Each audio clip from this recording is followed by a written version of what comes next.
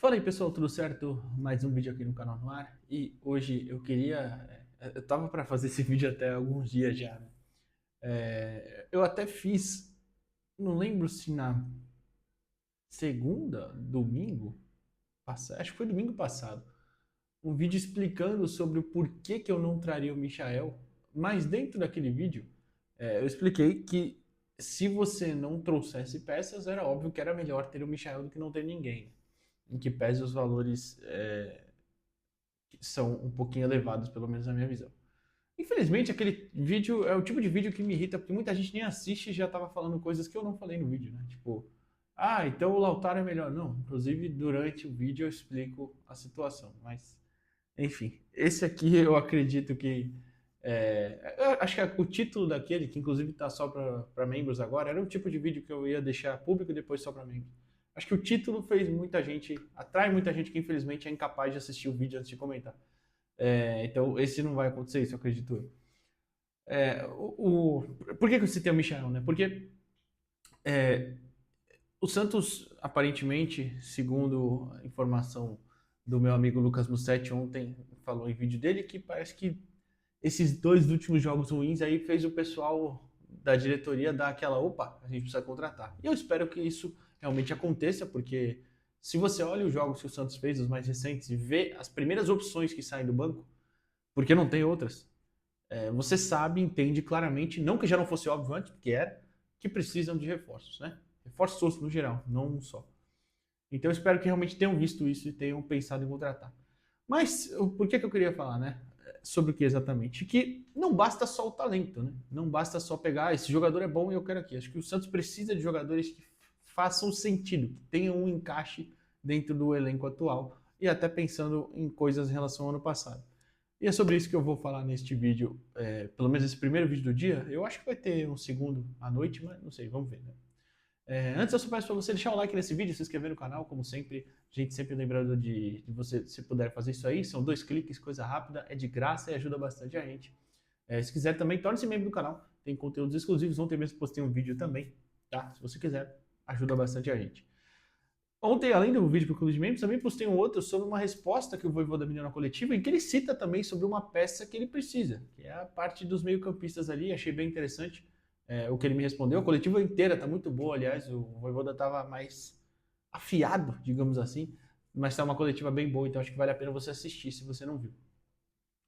Mas beleza, dito tudo isso, vou falar mais de Michael em específico, porque é, eu eu vejo como o Santos com uma clara necessidade, obviamente, de um ponto esquerdo. A gente tem o Matheus Xavier para a posição, o Miguelito até entrou no último jogo e bem por ali, mas não é muito a dele exatamente.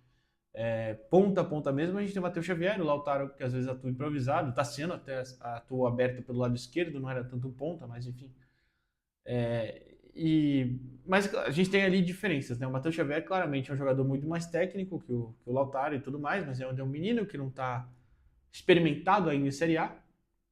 O Lautaro é um jogador que tem uma função tática e física muito importante, mas que peca demais em qualidade, né? A gente sabe as dificuldades extremas que o Lautaro tem, técnicas mesmo.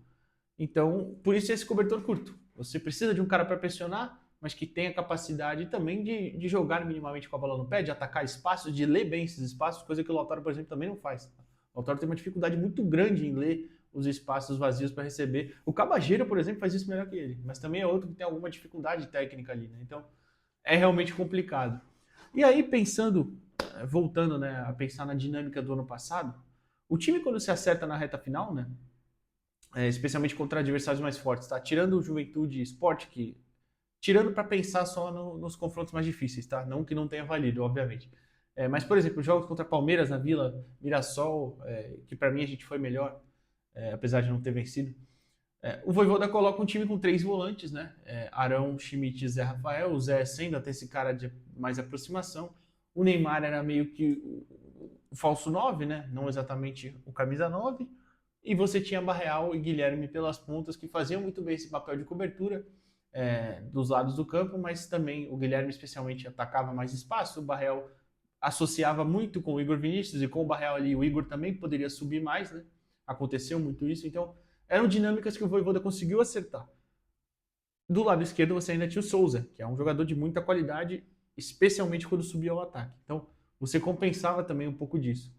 Só que esse ano o Guilherme saiu, o Souza foi vendido, o... Quem mais?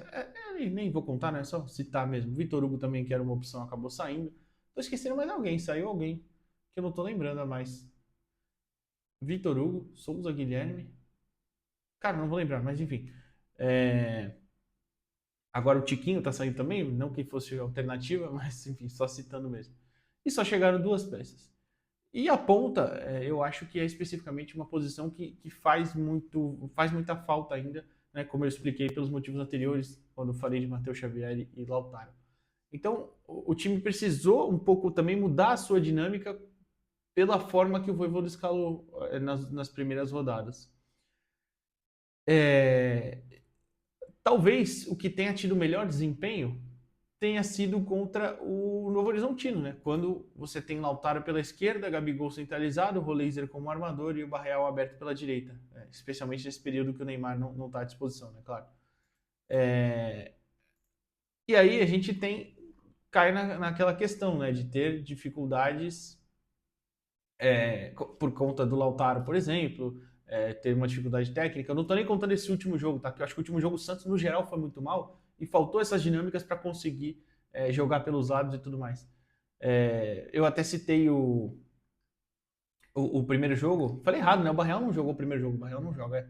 Era o Roleza que estava pela direita primeiro, com o Igor Vinícius subindo. Que no segundo tempo troca, né? Entre o Robinho Júnior, o Cabageiro estava pela esquerda, sai. O Lautaro vai para a esquerda, fica Lautaro, Robinho Júnior, Roleza, Armando e Gabigol, né? Então, tinha confundido com o Barreal.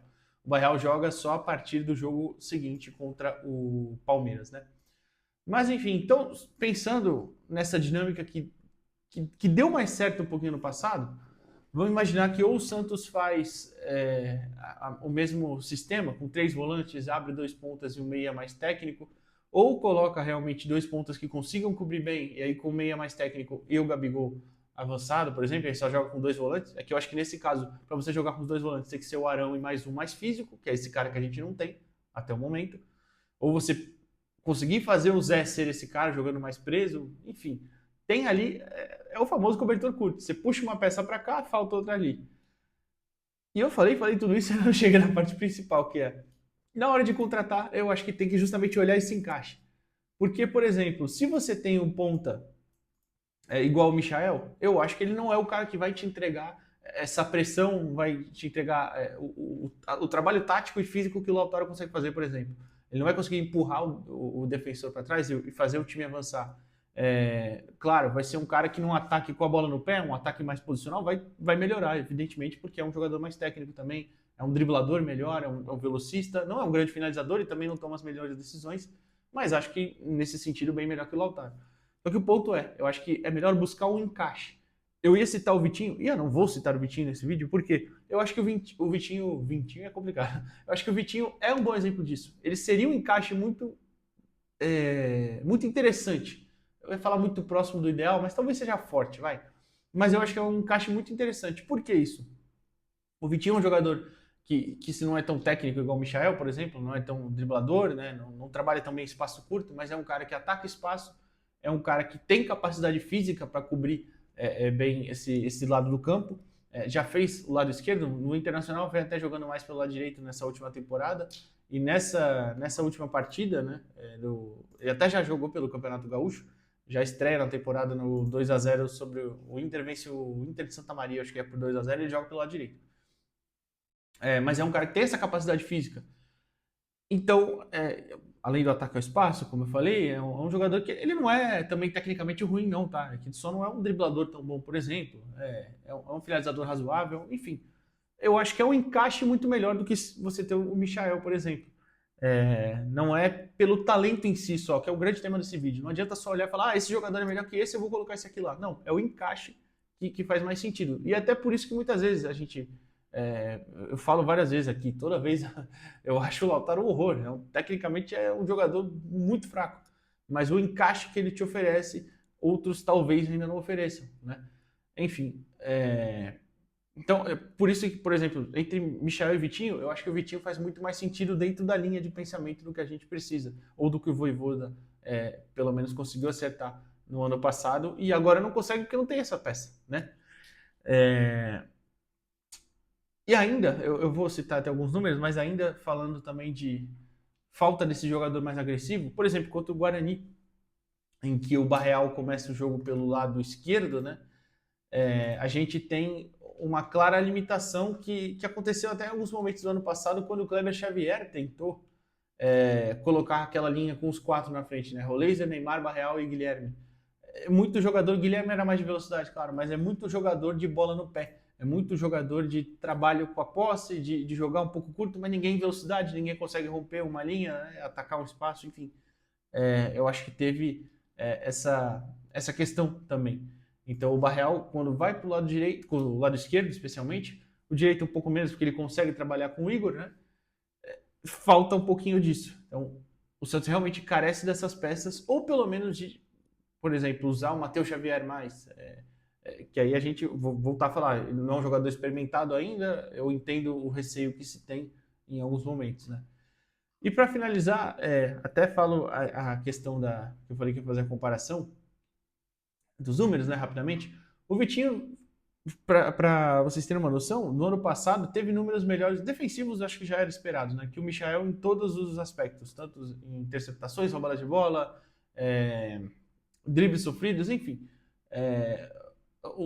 A zona do campo que ele desarma mais, o Vitinho ganhou na frente, no último terço, ganhou no meio de campo. Não desarma tanto na última linha porque não volta tipo até o lateral, enfim. Mas o que me chamou a atenção, também comparando, foi o Vitinho jogou mais, tá? Obviamente, o Vitinho jogou 27 vezes, o Michel 15 só pelo Campeonato Brasileiro. Mas não o número total de gols, né? Eu vou citar a questão de chances criadas, gols esperados, finalizações tanto no gol quanto fora, grandes chances criadas para os companheiros. O Vitinho também teve todos os números melhores que o Michel no estudo. A única coisa que o Michel teve melhor foi em cruzamentos e assistências de fato, que o Michel dá 3 assistências no Brasileirão e o Vitinho só uma. O que isso quer dizer que o Michel tem companheiros melhores, né? Obviamente, ele joga no Flamengo, o Vitinho no Internacional. Tanto que, como eu falei, as chances criadas, o Vitinho criou mais. É que os companheiros não atrapalhavam, né? Não concluíam. Ou ele mesmo se atrapalhava também, enfim. É um jogador que tem ali suas claras limitações também. Eu quero deixar bem claro isso. O ponto principal aqui não é que eu acho o Vitinho um jogador melhor. E ele é só um exemplo até. É que eu acho que é o encaixe que faz muito mais sentido do que o Michael. Assim como eu achava que o Rony também seria o encaixe que faz mais sentido. Apesar que no caso do Rony entra aquela questão do dinheiro, que também é um absurdo, assim como o do Michael. E também dele não estar jogando tanto pelo lado do campo nos últimos tempos. Enfim, é mais ou menos isso que eu queria explicar hoje. E eu espero que você tenha entendido. Ou tenha entendido. Parece que eu quero ensinar, não quero ensinar ninguém, pelo amor de Deus. Só entender o meu raciocínio, sabe? É isso que eu quero explicar. Enfim, o que você acha disso? À noite, provavelmente, a gente está de volta, mas se não, amanhã, diretamente da Neoquímica Arena, onde o Santos enfrenta o Red Bull Bragantino, estaremos lá. Deixa o like no vídeo, se inscreve no canal e até a próxima, pessoal. Valeu!